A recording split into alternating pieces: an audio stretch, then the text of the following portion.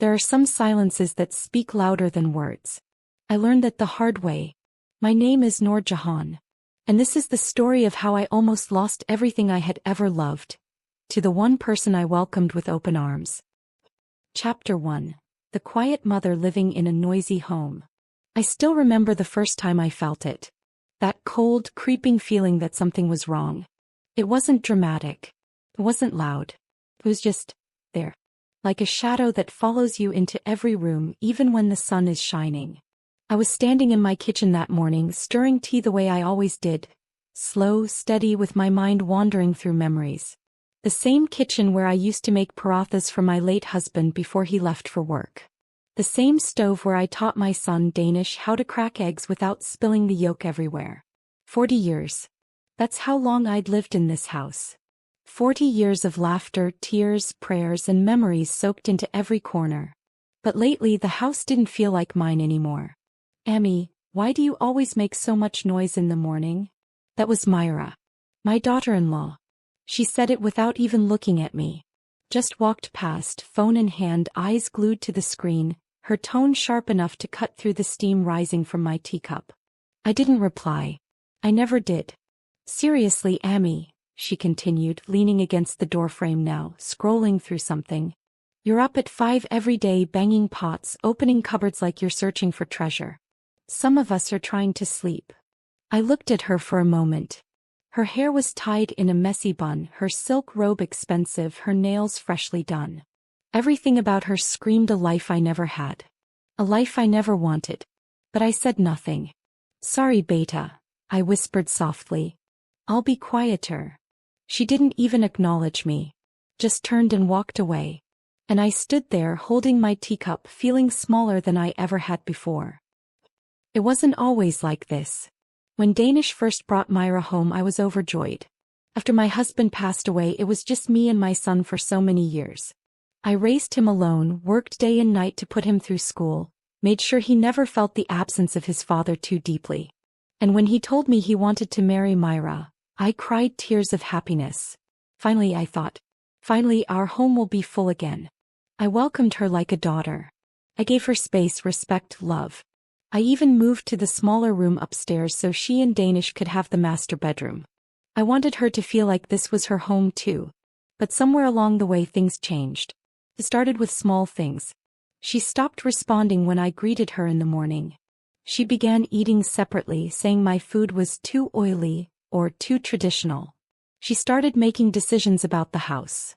Rearranging furniture, throwing out things that belonged to my late husband, repainting walls without asking me. And Danish said nothing. He was always at work. Always tired. Always caught in the middle but never willing to stand anywhere. "Amy, just let it go," he'd say whenever I tried to bring something up. "She's adjusting. Give her time." So I gave her time. Days turned into months. Months into years. And the coldness only grew. One evening, I was folding clothes in the living room when I heard her on the phone. Her voice was low but sharp. Irritated. No. "I told you we can't afford that right now," she was saying. "Because we're stuck in this ancient house with her, that's why." I froze. "Yeah, I know," she continued, pacing near the window. "It's frustrating. But what can I do? Danish won't say anything. He's too soft. And she just sits there like some relic from the past." My hands trembled as I clutched the dupatta I was folding. "I'm telling you, Sana, if I had my way, we'd sell this place and move somewhere modern. Somewhere that actually feels like ours." My heart sank. Sell this place? This house? The house my husband built with his own hands. The house where I raised my son, where I buried my grief, where every wall held a memory I couldn't let go of. I wanted to stand up. I wanted to walk over and ask her what she meant. But I didn't. Because part of me was too scared to hear the answer. That night I couldn't sleep. I lay in my small bed, staring at the ceiling, replaying her words over and over in my head. Sell this place. Some relic from the past. Was that really how she saw me? Was that how my son saw me too? I thought about confronting Danish. But what would I say? That I overheard his wife complaining about me? That I felt unwanted in my own home? He would just tell me I was overreacting. Or worse, he'd side with her. So I stayed quiet. Like I always did. The next morning I got up early again. I made tea. I cleaned the kitchen. I prayed. And when Myra walked past me without a word, I forced a smile and whispered, "Good morning, Beta." She didn't respond. But I saw something in her eyes that I hadn't noticed before. Calculation. Like she was planning something. And for the first time in my life I felt like a stranger in my own home. Days passed. Weeks maybe. I started noticing more things. Myra would disappear for hours, saying she was meeting friends or running errands. But when she came back her mood would be different. Lighter. Almost victorious. Danish seemed oblivious. He'd come home late, eat dinner in silence and fall asleep in front of the TV. Me. I just stayed in my corner, folding clothes, making tea, praying that whatever storm was brewing would pass without destroying us. But deep down I knew. Something was coming. Something I wasn't ready for. One afternoon I was watering the plants in the front courtyard when I saw a man standing near the gate. He was tall, well-dressed, holding a folder in his hands. He looked at the house with a kind of professional interest, like he was measuring it, evaluating it. I frowned. "Can I help you?" I called out. He looked at me and smiled politely. "Oh no, Auntie. I'm just looking." "Looking at what?" "At the property," he said casually. "I was told it might be available soon." My blood ran cold. "Available?" I repeated, my voice barely above a whisper. He seemed confused now. "Yes.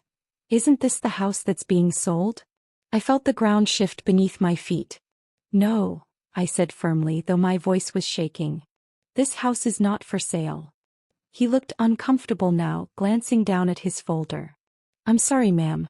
I must have the wrong information. I was contacted by someone named Myra." My heart stopped. "She said the owner was ready to finalize the deal," he continued. "I apologize if there's been a misunderstanding." He left. But I stood there, frozen, unable to move. Myra. She was trying to sell my house. Behind my back. Without telling me. Without asking me. I don't remember walking back inside. I don't remember sitting down. All I remember is the suffocating weight in my chest, the tears streaming down my face, and the realization that the home I had protected for 40 years was being stolen from me by the woman I had welcomed as a daughter. And that was the moment I knew. Silence wasn't going to save me anymore. Chapter 2. The backstory buried under family smiles. There are some stories you carry quietly inside you. Not because you want to hide them, but because speaking them out loud would break you all over again. This is mine. I was only 23 when I became a widow. 23. Most girls my age were still dreaming about their futures, planning their lives, laughing with friends. But I was standing in a cemetery holding my 2-year-old son in my arms, watching them lower my husband into the ground. His name was Arif. He was kind. A man who believed in building things, not just houses but lives. He worked as a contractor, and this house, the one I still live in, was his dream project. "This will be our forever home, Noor," he used to say, running his hand along the walls he'd just painted. "Our son will grow up here. Our grandchildren will play in this courtyard. This house will hold our entire story." And it did. Until his story ended too soon. Arif died in an accident on a construction site. One moment he was there. The next, he was gone. I remember the phone call. The way my hands went numb. The way Danish looked up at me with his big, innocent eyes and asked, "Mama, why are you crying?" I couldn't answer him. Because I didn't know how to explain that his father wasn't coming home. That we were alone now. That everything had changed. After Arif's death, people told me to move back to my parents' house. "You're so young, Noor," they said. "You can't raise a child alone. Come home. Let your father take care of you." But I refused. Because this house was the last piece of Arif I had left. Every brick, every corner, every window, he had touched it. He had dreamed it. He had built it for us. Leaving would have felt like abandoning him. So I stayed. And I fought. It wasn't easy. I had no education beyond high school. No job. No savings. But I had determination. I started stitching clothes at home. I took in tailoring work from neighbors. I cooked meals for families who needed help during weddings and events. Some days I barely made enough to buy groceries. Some nights I went to bed hungry so Danish could eat. But I never let him see me cry. I never let him feel the weight of our struggle. Because he was all I had. And I was all he had. I watched him grow up in this house. I watched him take his first steps in the courtyard. I watched him study under the dim light of the living room lamp because we couldn't afford a desk. I watched him graduate, get a job, become a man. And every single moment I thanked God. Because we had survived. We had made it. When Danish told me he wanted to marry Myra, I was so happy. I thought finally he'll have someone to share his life with. Someone to love him the way he deserves. I thought finally this house will be full of laughter again. I met Myra for the first time at a family gathering. She was beautiful, confident, well-spoken. She came from a wealthy family. Her father owned a textile business. Her mother was a socialite. I remember feeling a little nervous.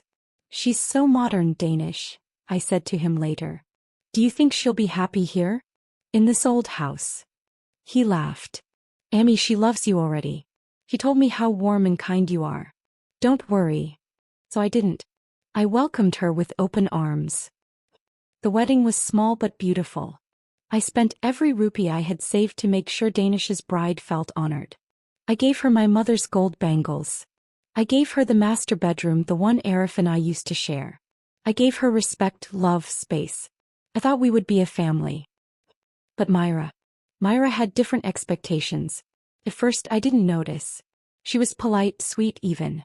She called me Amy, and smiled when I cooked her favorite dishes. But slowly cracks began to show. She didn't like the way I arranged the furniture. She didn't like the old curtains, the wooden cabinets, the traditional decor. "Amy, this house feels like a museum," she said one day, laughing lightly. "We need to modernize it." I nodded, trying to be understanding.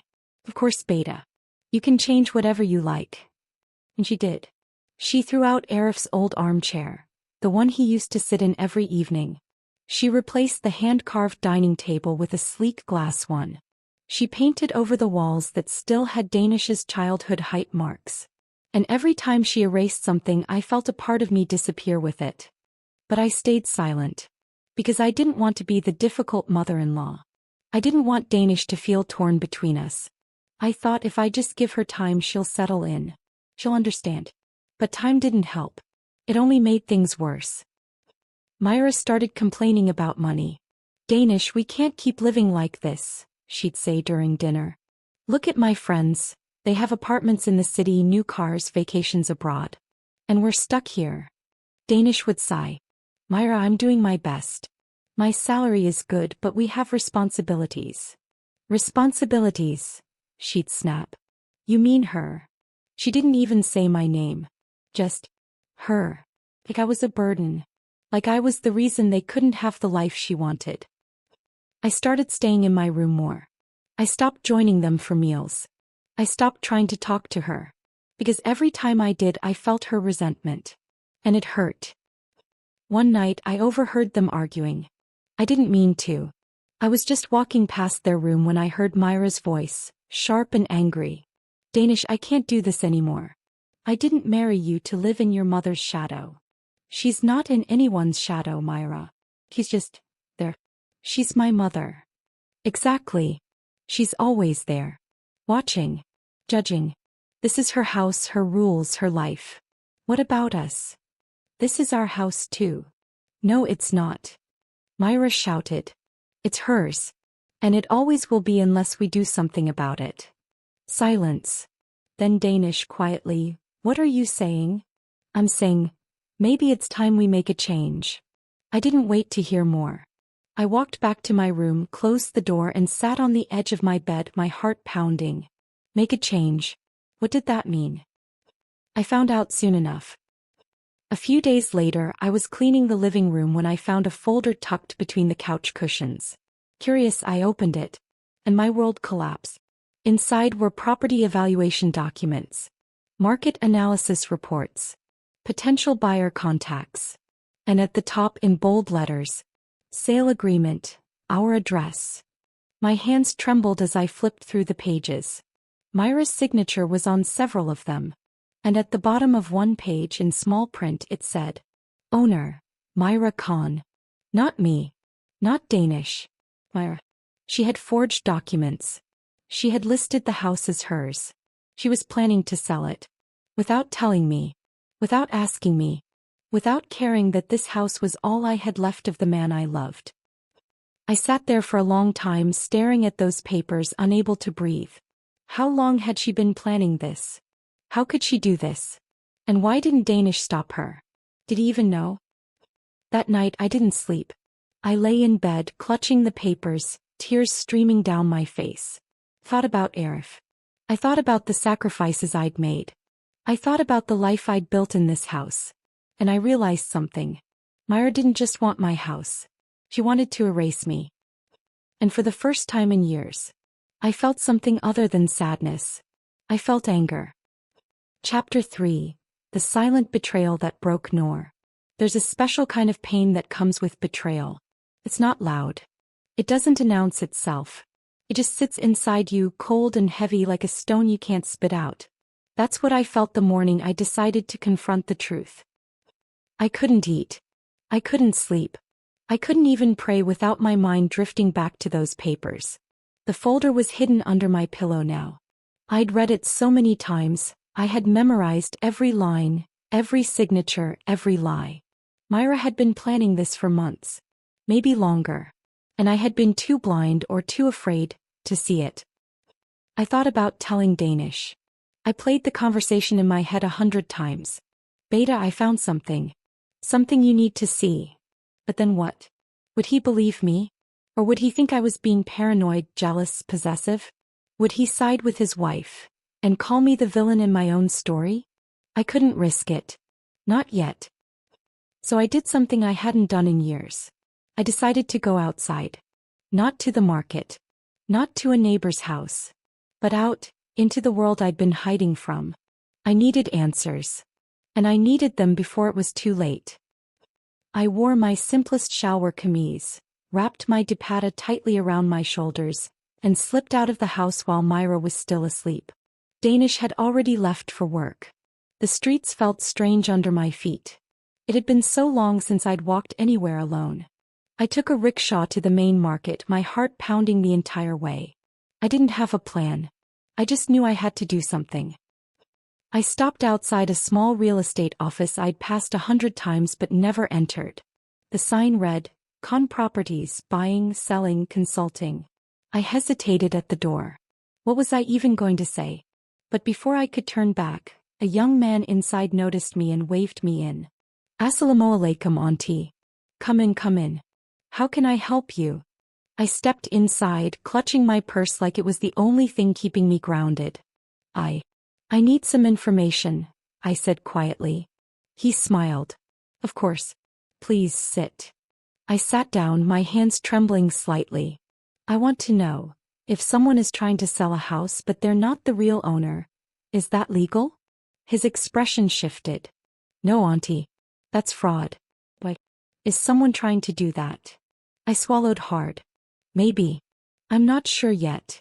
He leaned forward, his tone serious now. If you have proof, you should report it immediately. Do you have documents? I nodded slowly. Then you need to act fast, he said. If a sale goes through and money changes hands, it becomes much harder to reverse. You need a lawyer. And you need to confront whoever's doing this. I thanked him and left. But his words echoed in my mind. You need to act fast. When I got home, Myra was in the kitchen making herself coffee. She glanced at me as I walked in, her expression unreadable. Where were you, Amy? She asked casually. Just out, I said, my voice barely steady. She smiled. Out? You never go out. I didn't respond. I just walked past her and went upstairs. But I felt her eyes on me the entire time. That evening, Danish came home earlier than usual. I heard him and Myra talking in the living room, their voices low.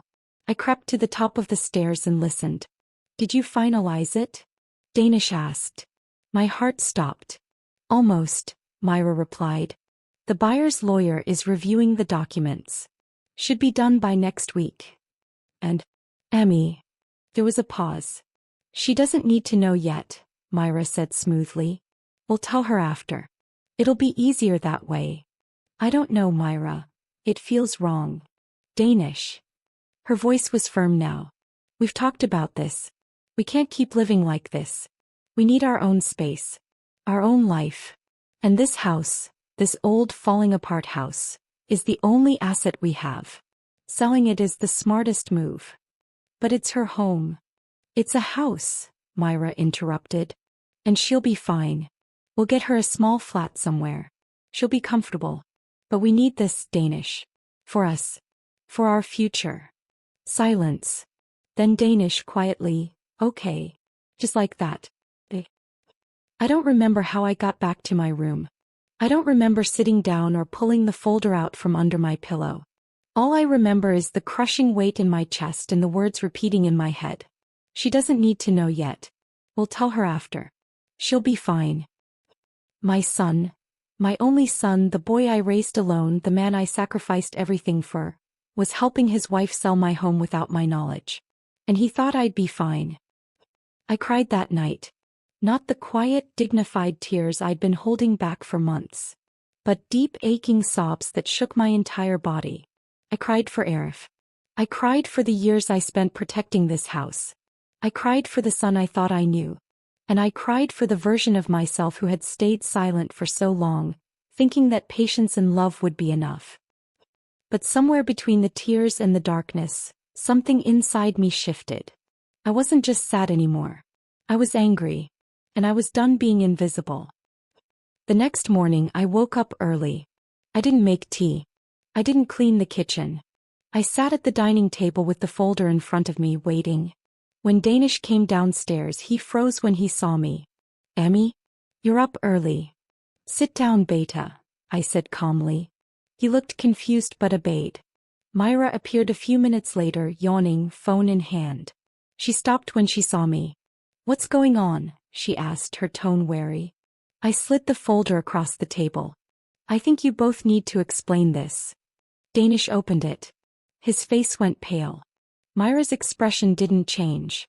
Emmy, I can explain, Danish started. No, I said, my voice steady. She can explain. Myra crossed her arms. There's nothing to explain. We're selling the house. It's the best decision for everyone. Best for who? I asked quietly. For us, she said. For your son. For our future. And me. He shrugged. You'll have a place to live. We're not abandoning you. I looked at Danish. Is this true? He couldn't meet my eyes. Emmy, we were going to tell you. When? I asked. After the sale? After you'd already signed away the house your father built. It's not like that. Then what is it like, Danish? My voice cracked. Because it feels like you've decided my life for me. Without asking. Without caring. Myra sighed dramatically. Emmy, don't be so emotional. It's just a house. I stood up, my hands shaking. It's not just a house, I said, my voice breaking. It's my home. It's my husband's memory. It's 40 years of my life. And it's also holding us back, Myra shot back. We deserve better. I looked at her, really looked at her, and saw no guilt. No shame. No empathy. Just cold ambition. I walked out of the room. And for the first time I didn't cry. Because I realized something. If I was going to save my home, I had to stop waiting for someone to save me. Chapter 4. A stranger who knows too much. Sometimes help comes from the most unexpected places. And sometimes, a stranger knows more about your life than the people you call family. It was 2 days after the confrontation. Danish had been avoiding me. Myra acted like nothing had happened. Then I was running out of time. I was sitting in my room staring at the folder when my phone rang. Unknown number. I almost didn't answer. But something made me pick up. Hello. Assalamu alaikum. Is this Mrs. Noor Jahan? The voice was male, polite, professional. Yes. Who is this? My name is Haider. I'm calling regarding the property at address. I believe we're scheduled to finalize the purchase agreement this week. My blood went cold. Finalize? I whispered. Yes, ma'am. I've been in touch with Mrs. Myra Khan. She assured me that all the paperwork is ready and that you've agreed to the sale. I felt dizzy. I never agreed to anything. There was a pause. I'm sorry, what? I said I never agreed to sell my house. Silence on the other end. Then carefully, Mrs. Noor, may I ask, are you the legal owner of the property? Yes, I said firmly. This house belonged to my late husband. It's in my name. And I never gave anyone permission to sell it. Another long pause. Then Haydar's voice, quieter now. I think we need to talk. In person. We agreed to meet at a cafe near the main market. I didn't tell anyone where I was going. I just left. Haydar was younger than I expected. Maybe in his late 30s, well-dressed, with kind eyes and a serious expression. He stood up when he saw me and greeted me respectfully. Mrs. Noor. Thank you for coming. I sat down, my hands folded tightly in my lap. He pulled out a folder, thicker than mine, and placed it on the table. I'm going to be very honest with you, he said. Something didn't feel right about this deal from the start. What do you mean? He opened the folder and showed me copies of emails, text messages, and documents. Mrs. Myra contacted me 3 months ago, he explained. She said she was selling her family home because you, her mother-in-law, were moving to the countryside and no longer needed it. I felt my chest tighten. She provided all the necessary documents, he continued. Ownership papers, transfer forms, even a signed letter claiming to be from you, giving her authority to handle the sale. He slid a piece of paper toward me. It was a letter, with my name at the bottom. But I had never written it. She forged this, I said, my voice shaking. Haydar nodded. I suspected as much. The signature didn't match the one on your original ownership documents. And when I asked to meet you in person to confirm, she kept making excuses. So why are you here? I asked. Why didn't you just go through with the sale? He looked at me seriously. Because I've been in this business for 15 years, Mrs. Noor. And I've seen too many people lose their homes to greed and fraud. I wasn't going to be part of that. Tears welled up in my eyes. Thank you, I whispered. He leaned forward. But we have a problem. Mrs. Myra is pushing hard to close this deal. If she finds another buyer who's less careful than I am, you could lose everything. What do I do? You fight back, he said simply. You file a police report. You get a lawyer. You expose her before she can finish what she started. But, my son, Mrs. Noor. His voice was gentle but firm. I don't know your son. But I do know this. If he's allowing his wife to do this to you, then he's part of the problem. The words stung. But they were true. Haydar offered to help me. He said he'd testify, provide evidence, do whatever it took to stop the sale. But he also said something that stayed with me. Mrs. Noor, this isn't just about the house. This is about your dignity. Don't let them take that from you. When I got home, Myra was in the living room talking on the phone. She saw me walk in and quickly ended the call. Where were you, Amy? She asked, her tone sharp. Out, I said calmly. Out where? That's none of your concern. Her eyes narrowed. What's that supposed to mean? I looked at her, really looked at her, and for the first time I didn't feel afraid. It means, I said quietly, that you don't control me. Not anymore. I walked past her and went upstairs. And for the first time in months I felt something I hadn't felt in a long time. Power. That night Haydar called again. Mrs. Noor, I have an idea. But you have to trust me. What kind of idea? I want to come to your house. Tomorrow. And I want to confront Mrs. Myra in front of your son. My heart raced. But she's been lying to both of us, he said. And the only way to stop her is to expose the truth. In front of everyone. I hesitated. But then I thought about Arif. About this house. About everything I'd sacrificed. Hey, I said. Come tomorrow. The next afternoon I told Danish that we were expecting a guest. Who? He asked, confused. Someone who wants to meet you, I said simply. Myra looked suspicious but said nothing. When the doorbell rang, I opened it. Hader stood there, calm and composed. "Assalamu alaikum," he said warmly. And then, loud enough for everyone to hear, he called out, "Mom, it's so good to finally meet you in person." Myra's face went white. Danish stood up, confused. "Who is this?" Hader walked in, carrying his folder, and smiled at Myra. "Hello, Mrs. Khan. I think it's time we had an honest conversation." And just like that, the truth was about to explode. Chapter 5. When truth arrives, silence dies. The air in the room felt like glass, thin, fragile, ready to shatter at the slightest sound. Hader stood in the center of my living room, holding his folder like a weapon. Myra's face had gone from confident to pale in a matter of seconds. And Danish just looked confused. "Who are you?" he asked, his voice cautious. Hader smiled politely. "My name is Hader Ahmed. I'm a real estate consultant. And for the past 3 months I've been working with your wife on the sale of this house." Danish blinked. "What?" Myra finally found her voice. "Danish, don't listen to him. He's lying." "Am I?" Hader asked calmly. He opened the folder and pulled out a stack of papers. "Because I have emails, signed documents, and recorded phone calls that say otherwise." He placed them on the coffee table one by one. "Here's your wife's initial inquiry about selling the property," he said, pointing to the first page. "Here are the market evaluations she requested. Here's the transfer form she filled out. And here," he pulled out a printed letter, "is the forged authorization letter she sent me, claiming it was signed by your mother." Danish stared at the papers, his face draining of color. "Myra," he said slowly. "What is this?" "It's a misunderstanding," she said quickly, her voice rising. "He's twisting everything." "Then explain it," Hader said, his tone still calm but firm. "Explain why you told me your mother-in-law had agreed to sell. Explain why you sent me a forged signature.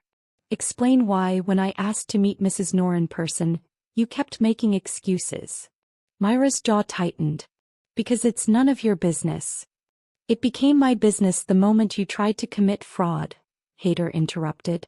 "And it's definitely your husband's business now." Danish turned to Myra, his voice shaking. "Did you do this?" She opened her mouth, closed it, then tried again. "Danish, I was going to tell you." "Tell me what?" he shouted, his voice cracking. "That you were selling my mother's house behind her back? That you forged documents? That you lied to me?" "I didn't lie," she snapped. I handled it. Because you were too weak to do what needed to be done." The room went silent. Even Hader looked stunned. Danish stared at her like he was seeing her for the first time. "Weak?" he repeated quietly. "Yes, weak," Myra said, her voice sharp now, all pretense gone. "You've been so busy trying to please your mother that you've completely ignored what I need. What we need. This house is falling apart, Danish. It's old, it's depressing, and it's holding us back." "It's my mother's home," Danish said, his voice rising again. "It's where I grew up. It's all she has left of my father." "And what about us?" Myra shot back. "What about our future? Are we supposed to live in the past forever?" "You didn't even ask her," Danish yelled. "You didn't talk to me. You just went behind our backs and tried to steal it." "I wasn't stealing it," Myra screamed. "I was trying to save us." "From what?" I asked quietly. Everyone turned to look at me. I had been standing near the doorway, silent, watching. But now I stepped forward. "From what, Myra?" I asked again, my voice steady. "What were you trying to save him from?" "Me." She glared at me. "You wouldn't understand. Try me." She laughed bitterly. "You want the truth, Amy? Fine.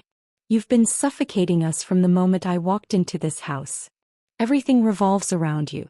Your rules. Your memories. Your feelings.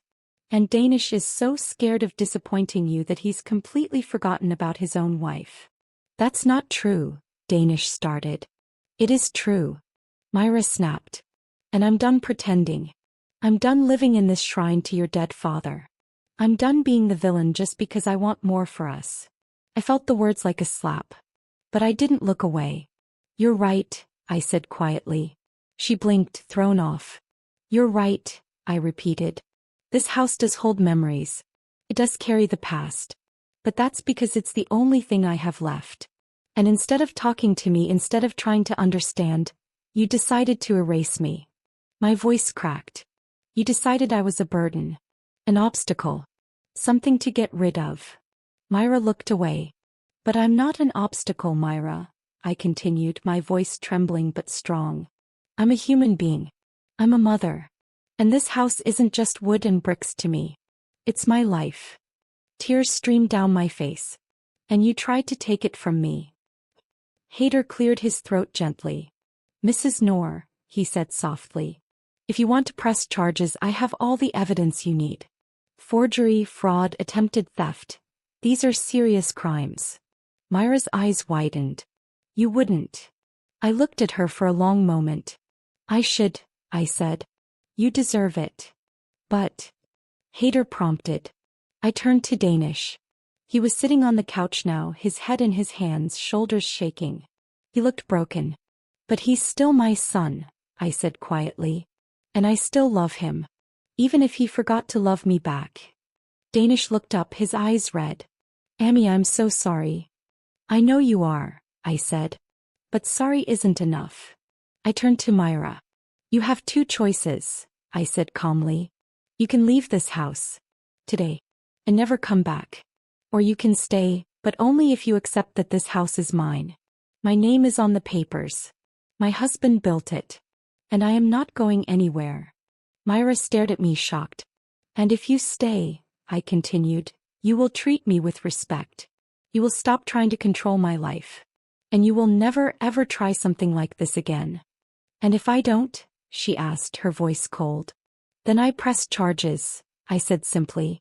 And you lose everything. Hader nodded approvingly. Myra looked at Danish, clearly expecting him to defend her. But Danish didn't move. He just sat there staring at the floor. Danish, she said, her voice desperate now. Say something. He finally looked up at her. You tried to sell my mother's house, he said quietly. You lied to me. You lied to her. And you don't even seem sorry. I did it for us. No, he said, his voice breaking. You did it for you. He stood up and walked over to me. And then for the first time in years he wrapped his arms around me and held me tight. I'm so sorry, Amy, he whispered. I'm so sorry. I closed my eyes and let myself cry. Myra stood there frozen watching. Then without another word she turned and walked out of the room. We heard her footsteps on the stairs. Heard her bedroom door slam. And then, silence. Hader stood up. I'll leave these documents with you, Mrs. Noor. In case you need them. Thank you, I said, my voice thick with emotion. For everything. He smiled. You're stronger than you think. And then he left. Danish and I sat together in the living room for a long time, neither of us speaking. Finally he said, What do I do now, Amy? I looked at him. My son, my only child, the boy I raised alone. You decide what kind of man you want to be, I said gently. One who stands up for what's right. Or one who stays silent and lets the people he loves get hurt. He nodded slowly. I don't know if she'll stay, he said quietly. Neither do I replied. But whatever happens, you need to choose who you're going to protect. He looked at me, tears in his eyes. I choose you, Amy. And for the first time in years, I believed him. Chapter 6. The power shift no one saw coming. Change doesn't always come with thunder. Sometimes it arrives quietly like the first light of dawn. That's what the next few days felt like. A slow, steady shift. Myra didn't leave. Not right away. But she stopped talking to me. Stopped talking to Danish too. She stayed in the bedroom most of the time, only coming out to eat or leave the house for hours at a time. And honestly, I didn't mind. For the first time in months, the house felt peaceful. Danish, on the other hand, changed completely. He started coming home earlier. He stopped hiding in front of the TV. He even started sitting with me during tea, asking me about my day, telling me about his. It felt like I had my son back. One evening about a week after the confrontation, Danish sat down next to me in the living room. "Amy," he said quietly. "I need to tell you something." I looked at him, my heart bracing for whatever was coming. "I talked to a lawyer today," he said. I blinked. "A lawyer?" He nodded. "I wanted to make sure the house is protected. Wiggly. So nothing like this can ever happen again. And I made sure your name is the only name on the property deed," he said. "No co-ownership. No joint titles. Just you." Tears filled my eyes. "Danish. I should have done this years ago," he said, his voice thick with emotion. "I should have protected you. I should have stood up for you. I'm so sorry, Amy." I reached out and took his hand. "You're doing it now," I said softly. "That's what matters." But the biggest shift came a few days later. Myra finally broke her silence. I was in the kitchen making dinner when she walked in. She stood in the doorway for a moment watching me. Then she said, "We need to talk." I turned to face her, wiping my hands on a towel. "Okay," I said calmly. She crossed her arms. "I've been thinking about everything." I waited. "I'm not going to apologize for wanting a better life," she said, her voice defensive. "I'm not going to apologize for wanting more." "I never asked you to," I said. "But I was wrong," she continued, her voice softer now. "About how I went about it. About not talking to you. About the forged documents." She paused. "I was wrong," she repeated. I studied her face.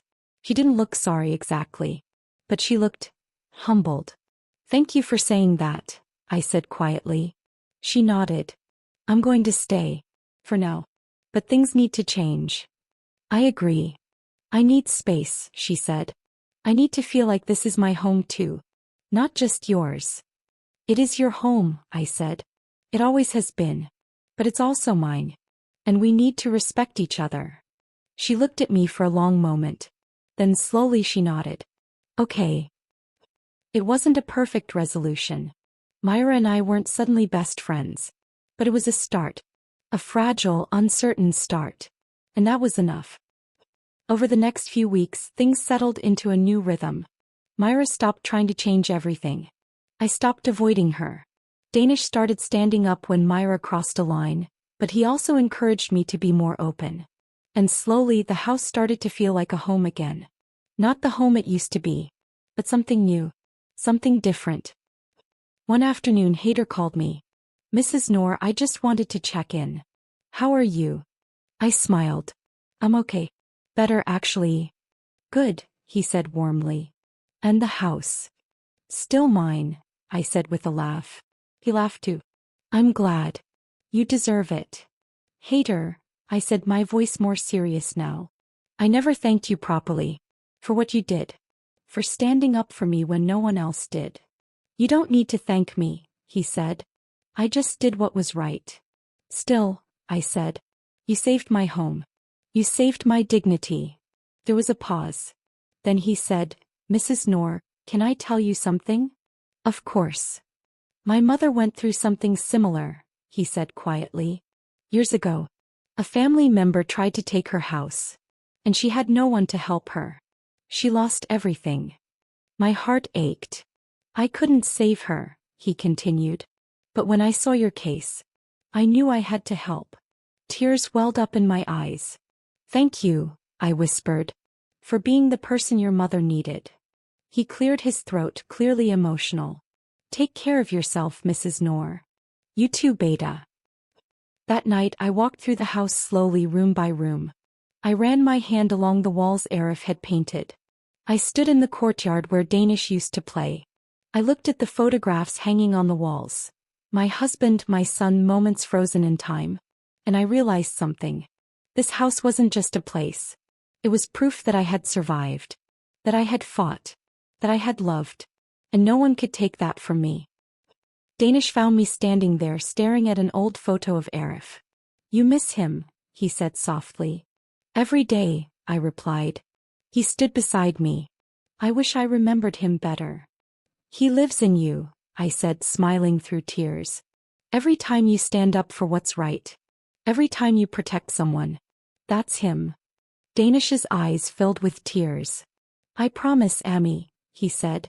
I'll never let anyone hurt you again. I looked at him and nodded. I know. And in that moment I realized something else. I didn't need anyone to save me anymore. Because I had already saved myself. Chapter 7. Peace returns to the house that survived everything. There's a certain kind of peace that only comes after a storm. It's not loud. It's not celebratory. It's just quiet, steady. That's what my life felt like now. Months had passed since the confrontation. Myra was still here, but the dynamic had shifted completely.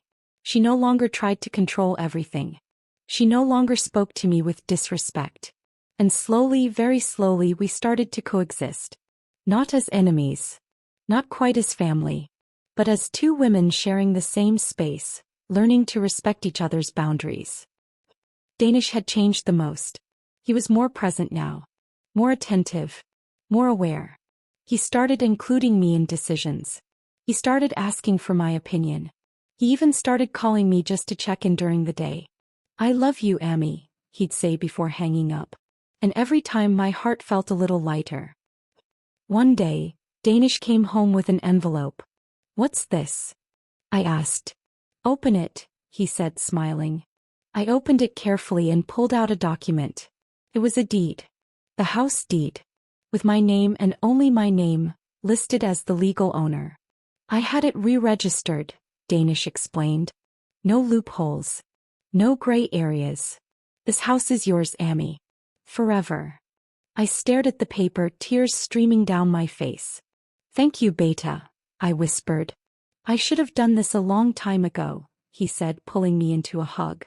And in that moment I felt something I hadn't felt in years. Security. Myra and I had our first real conversation a few weeks later. She came into the kitchen while I was cooking and, surprisingly, asked if she could help. I hesitated, but then I nodded. You can chop the onions, I said. She smiled, a small, genuine smile, and picked up the knife. We worked in silence for a while. Then she said, I know I hurt you. I didn't respond right away. I was selfish, she continued. I wanted things I couldn't have and I blamed you for it. That wasn't fair. I glanced at her. No, it wasn't. She nodded. I'm not asking you to forgive me. I just wanted you to know that I see it now. What I did. And I'm trying to be better. I set down my spoon and looked at her fully. That's all I ever wanted, I said quietly. For you to see me. Not as an obstacle. But as a person. She met my eyes. I do now. And for the first time I believed her. Hader became a regular visitor. He'd stop by every few weeks, always bringing sweets or tea, always checking in. How's my favorite family doing? He'd ask with a grin. Danish started calling him by brother. And I started thinking of him as the son I never had. One afternoon he sat with me in the courtyard, sipping tea.